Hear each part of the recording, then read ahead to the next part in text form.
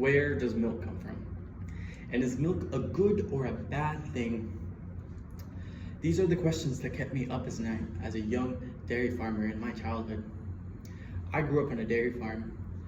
I milked cows from 5 a.m. all the way until noon, and I learned the process of how to milk a cow. And today we will discuss that very topic because it is important, because information empowers people. Information allows us to make informed choices about what we consume and our future, which is critical at this stage and age. Since global warming is making food scarcity a very real problem that we will face within our lifetime. And it is important that we have the autonomy to decide what we should eat. To milk a cow, there are 3 very important steps. The first step is how to tie a cow's leg together. The second step is how to hold the teat. The third step is how to store the milk. In the first step, it's all about safety. Leg tying is the process of tying the cow's leg together to ensure safety. The cow's safety, the farmer's safety, and the product safety. In this case, that is milk.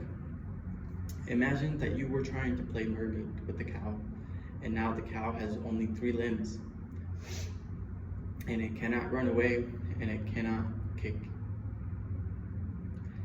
I know that this can be scary. Personally, standing behind a cow, you're gonna get kicked. But this is where managing a cow's stress comes important. The South Dakota University actually states that best cow management practices include low stress environments. So it is very important that we keep a very mild manner tone whenever we are speaking to our cows. The second step is how to hold a teat. This process includes holding the teeth at the very top where it connects with udder with your index and your thumb, making a ring and squeezing the bottom of the teeth with the remaining fingers, making sure the product comes out naturally as you squeeze. Think of it as if you were holding a flower, firmly but delicately. As a young farmer, whenever I grew up with my father, I used to put my thumb in between the palm of my palm and the teeth as to get more surface area, so that way I could milk the cow faster. The University of Florida actually set guidelines for udder health. They recommend using gloves. They advise against using water to rinse the teeth. They have a pre-teeth and a post-teeth cleaning solution. And they advise against using too aggressive of touch while milking a cow. The third step is all about how to store the milk. In my time, we used to simply get our hand underneath the bucket and pour it gently over the milk churn to store it. However, the University of South Florida actually advises that the milk should be stored to 38 degrees Fahrenheit within the first hour that it is acquired.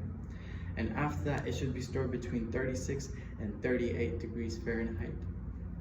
The process of storing milk in a milk churn actually should be think of as if you were pouring a simple glass of water, softly as to not make any mess. Today, we focus on the process of how to milk a cow. We discussed how to tie a cow's legs safely. We discussed how to correctly handle a cow's teeth. And we also discussed at what temperatures we should store the milk. These are the things that you should keep in mind as you are milking a cow. I thank you today for listening, and I hope you come back today.